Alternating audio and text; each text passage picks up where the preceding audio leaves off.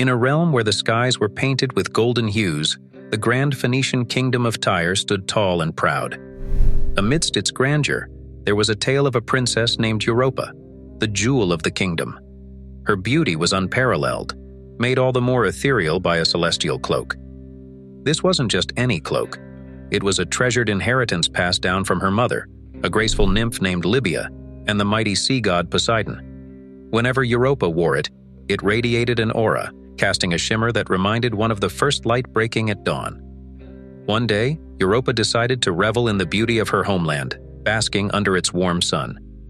Her beauty caught the eye of none other than Zeus, the king of the gods, who watched over all from the great Mount Olympus. So struck was he by Europa's charm that he couldn't look away. As the sun set, painting the horizon in shades of orange and purple, Europa drifted into slumber. Her dreams that night were vivid and intense. She saw two mystical women, embodiments of the East and the West, clashing in a fierce dance of rivalry. Their grace, strength, and purpose were evident. But as the dream unfolded, it was the deity of the West who emerged victorious, standing tall and serene. This divine being leaned close to Europa's ear, her whispers revealing a prophecy, a destiny where Europa's life would be deeply intertwined with the gods themselves. As days turned to weeks, it became clear that Zeus's divine plans for Europa were in motion. On a day like any other, Europa came across a magnificent white bull with eyes that held the universe's mysteries. Drawn to it inexplicably, she didn't know that this majestic creature was Zeus in disguise. He had taken this form to be close to her. And so, together, they embarked on a journey, navigating across vast seas, their destination unknown. After what felt like an eternity, they arrived at the mysterious island of Crete. It was here that the white bull transformed, revealing himself as the mighty Zeus. The prophecy from Europa's dream began to make sense. Her destiny, as foretold by the deity in her dream, was to be the mother to Zeus's children. Among them would be Minos, destined to rule as king of Crete. But Europa's influence didn't stop there. Her legacy would stretch far and wide, with the vast lands of Europe being named in her honor. In the majestic heavens above, on the towering peak of Mount Olympus, the regal Hera, queen of the gods, felt a twinge of suspicion. Where was Zeus, her husband and the king of the gods? Her eyes, sharp and perceptive, roamed the vast world below, and she spotted an unusual dark cloud hanging mysteriously close to some earthly statues. It was a telltale sign. Zeus was up to his usual mischief, this time with a beautiful maiden named Io. In an attempt to shield Io from Hera's infamous jealousy, Zeus, using his immense power, turned her into a cow. But Hera was no fool. She instantly pieced together the puzzle and realized the truth behind the cow's sudden appearance. Pretending to be oblivious, she slyly requested the transformed Io as a gift, feigning affection for the creature. Once in her possession, to ensure Io couldn't escape, she appointed Argos, a vigilant being with 100 watchful eyes to guard her day and night. Desperate to rescue his beloved Io, Zeus turned to Hermes, the messenger god known for his wit and craftiness. Hermes had a plan. Using a lyre, he began to play music, sweet, mesmerizing melodies that drifted to Argos's ears. One by one, the 100 eyes of Argos grew heavy and closed, surrendering to the lullaby's embrace. Seizing this opportunity, Hermes whisked Io away from her captivity. However, Hera's fury was far from over. Feeling deceived, she unleashed vengeful spirits to chase and torment Io wherever she went. The once regal princess was now a frantic cow, constantly on the run from the persistent spirits.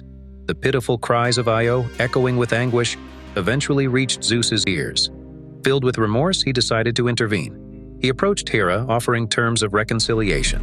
After a tense negotiation, a compromise was struck. Hera, begrudgingly, agreed to end Io's plight. With a wave of her hand, Io was transformed back to her human self, the terror of her past fading away. Io's tale didn't end there. As time went on, she traveled far and wide, finally settling in Egypt. The Egyptians, moved by her story and her grace, came to venerate her, and she was immortalized as the goddess Isis, forever cherished and worshipped in the annals of history. On the sun-kissed dunes of Libya, there was once a woman of unparalleled allure named Lamia.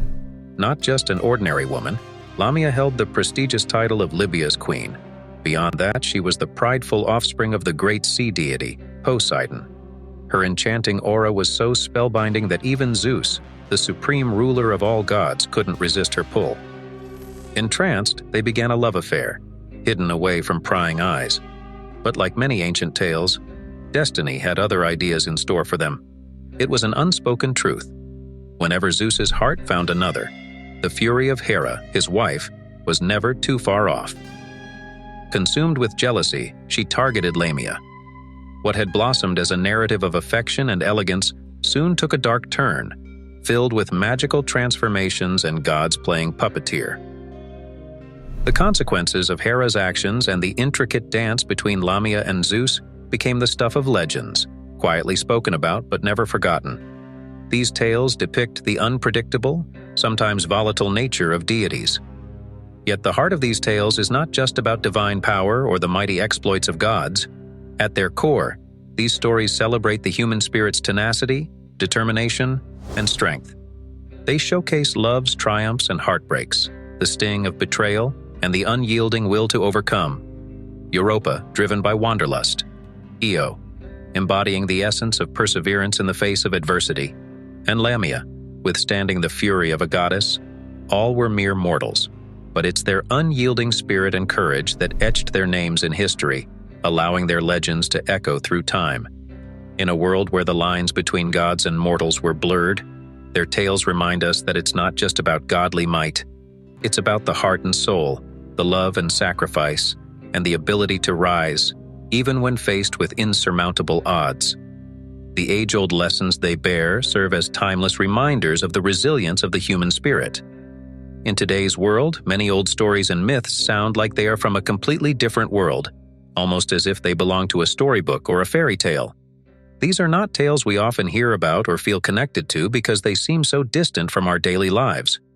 Do you know anyone who reminds you of Io's strong spirit, someone who keeps going no matter what? Or maybe someone like Europa, who is always eager to explore new things, go on adventures, and discover more about the world? Let us know in the comments. Smash that like and subscribe for more.